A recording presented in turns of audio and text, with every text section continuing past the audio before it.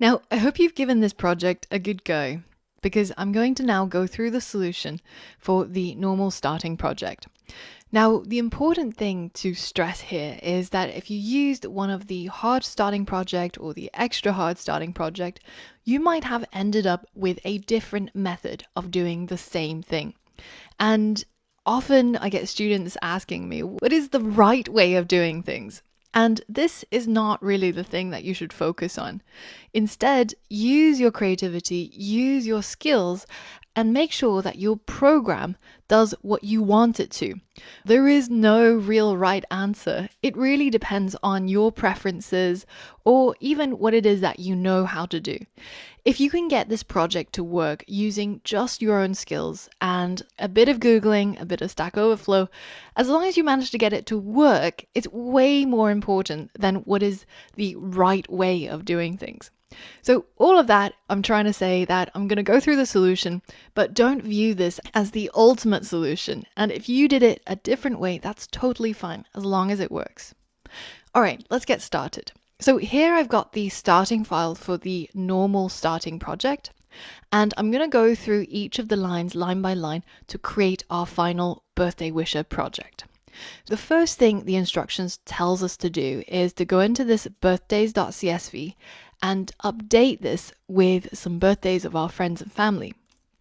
So I'm going to replace all the data that's currently in here, and I'm going to add some data of my own. Now, the thing that we have to do in order to test this code is to make sure that one of these rows of data actually matches an email that we can access and also today's month and day. So today is July 14th, so I'm going to update those two numbers, and the year doesn't matter so much in this case. Once I've done that, I'm going to hit save, Command S, or just go to File and go to Save All. And you can also see the shortcut for your particular operating system there as well. Now, inside my main.py, I've now completed this step, so I'm going to go ahead and delete it. Now, step 2 is the hardest, and here we have to check if today's date matches a birthday in the birthday CSV. The first thing I'm going to do is I'm going to import datetime, because that's going to be crucial for me to be able to figure out what today's date actually is. And in fact, that is what hint 1 says. It says to create a tuple from today's month and day using the datetime module. This is essentially what we want to create. So how do we get hold of today's month? Well, we can use the datetime module and then the datetime class, and then we can call now, and we can get hold of the month like this.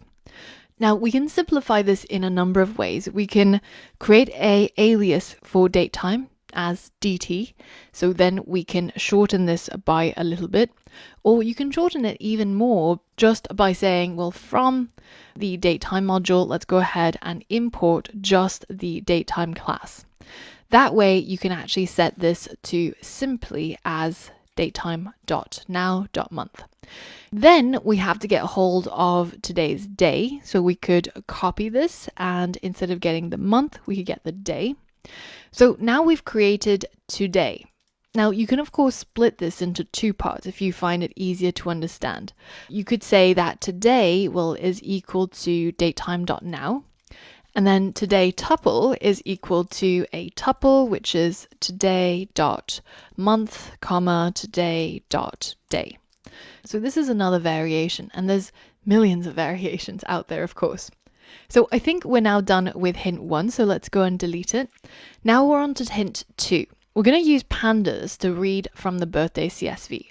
So we're going to import Pandas, and once we've imported that, we're going to use Pandas to read CSV and then provide our file name, which is birthdays.csv.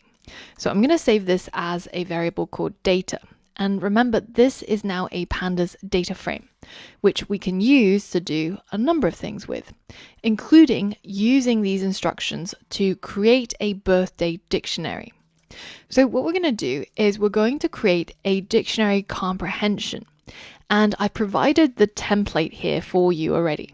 So you can use that iter rows in order to iterate through our data frame that was created here. So data.iter rows, And then we'll get hold of the index of each of those rows and also the data in each of the rows. And then we could create a new dictionary with a new key and a new value from all of these things that we've iterated through. What is that new key going to be? Well, it's going to look something like this, right? We're hoping to create this birthday dictionary using this particular format. Now, the key is going to be a tuple that consists of the birthday month and the birthday day. So let's replace that new key with a tuple. And the birthday month is of course going to come from our data row. So we're going to say data row, and then we can either use square brackets or we can use the dot notation to get hold of the data in this month column. So you can either say data row dot month or data row square brackets and then month like this. So it's totally up to you. And then the next item in the tuple, which is still in the key, so we're still before the colon here, is going to be the birthday day. So that's going to be the data row, and then we have to pass in the name of the day column, which is just the word day.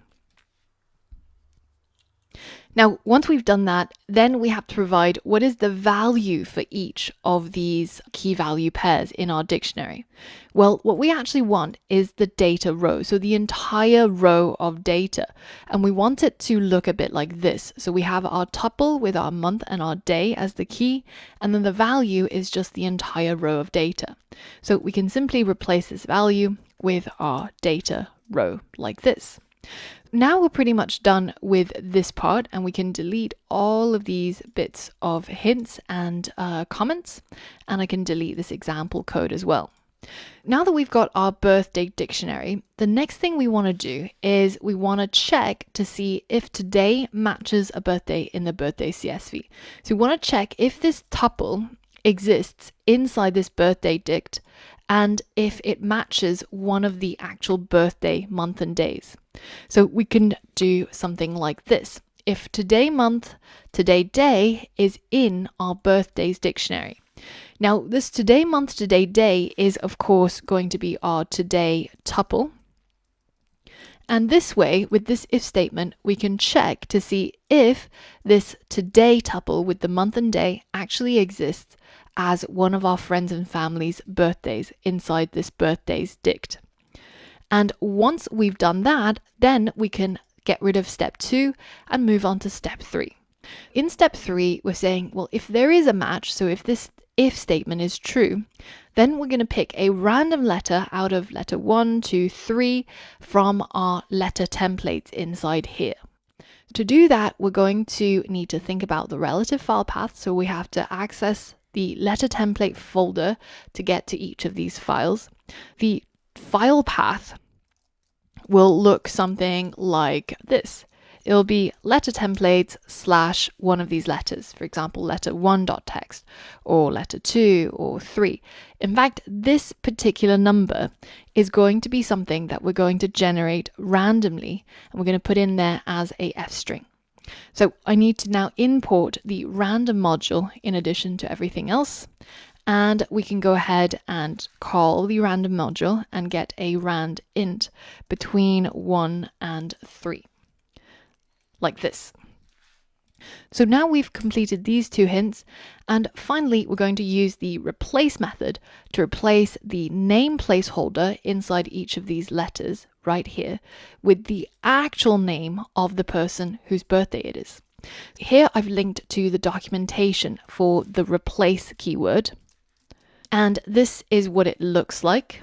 For example, if we have a string like this, then we can say text.replace, take the word that we want to take out, and then the word we want to put in. In our case, we're going to have to read the text from this file with our with, open, and then the file path goes in here, and then we'll call this the letter file. And then from this letter file, we're going to get the contents by reading from this letter file.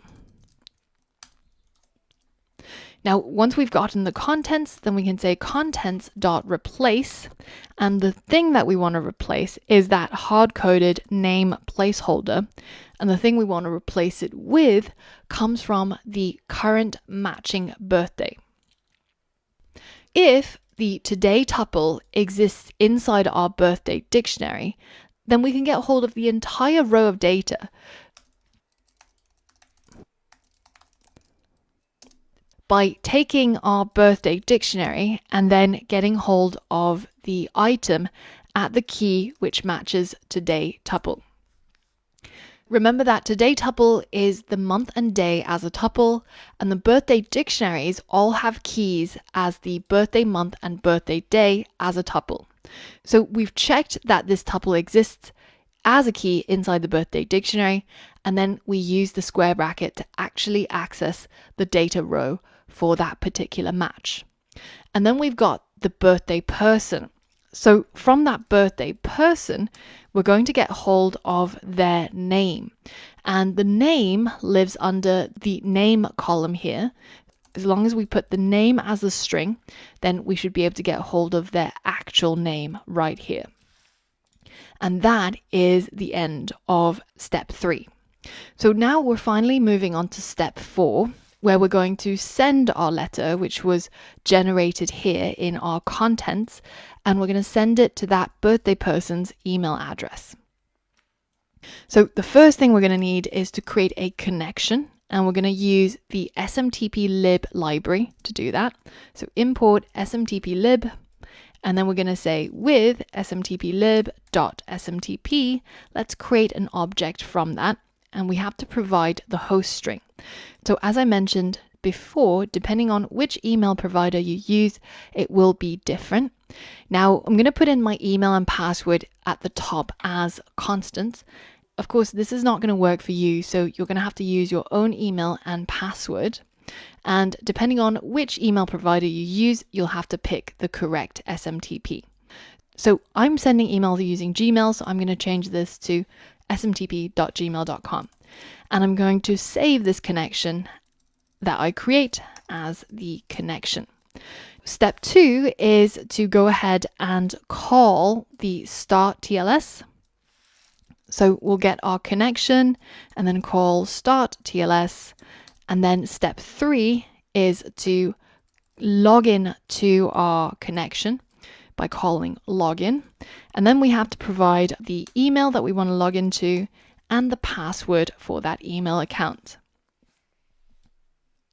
Finally, we're going to set up the subject and the content by calling connection.sendMail. And the from address is my email. The to address is going to be the email of the birthday person. So we're going to get our birthday person, and then we're going to get hold of their email by looking at the name of the email column, which is just email actually, like this. And then finally, we can add in the actual message. I'm going to again format this so that it's a little bit easier to read for you.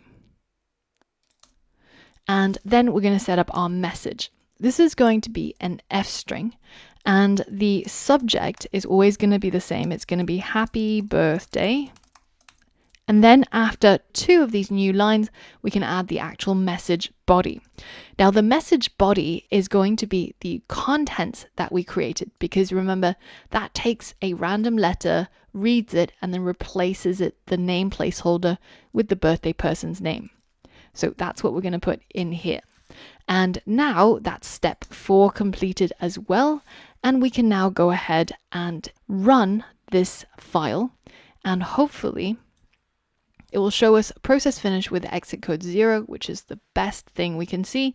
That means everything went well.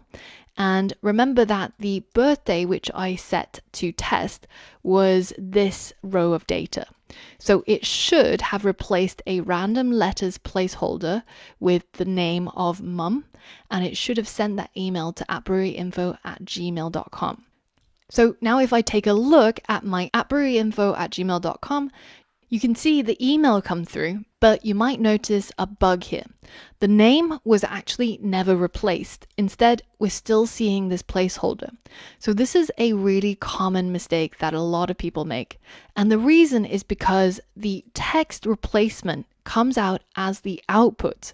So it doesn't actually change the original text just by calling that method. Instead, you have to save it to a new variable in order to see the replaced text. So in our case, what that means is we can't just say content.replace.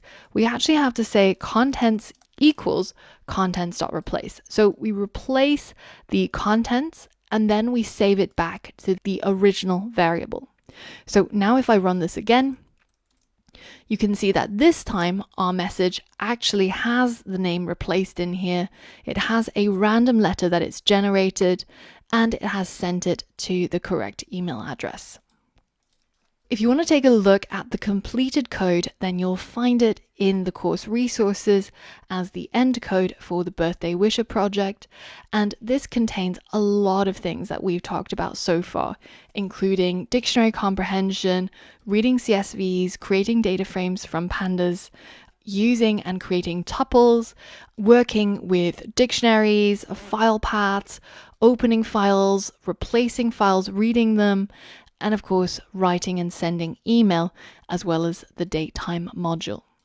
So if you got stuck on any of these aspects, then be sure to take a look at the previous lesson where we covered them, because we covered all of these concepts in a lot of detail in previous lessons. So make sure that you don't just skip ahead if you actually got stuck. It probably is an indicator that it's a good time to revisit and review some of these concepts. For example, if you got stuck on dictionary comprehension, then go back to the lessons where we did list and dictionary comprehensions and try out some of the exercises again, just to refresh your mind. Now, if you got stuck on working with the iter rows or the data that comes from our Pandas data frames, then go back to those lessons where we talked about CSVs and we talked about Pandas, because nothing here is new, but it does require your understanding and your ability to know how to apply the knowledge that you've learned before. Now, the final thing I want to show you in the next lesson is how to get this code to actually run every day, so that it can actually check every single day to see if it needs to send out a birthday email. So for all of that and more, I'll see you on the next lesson.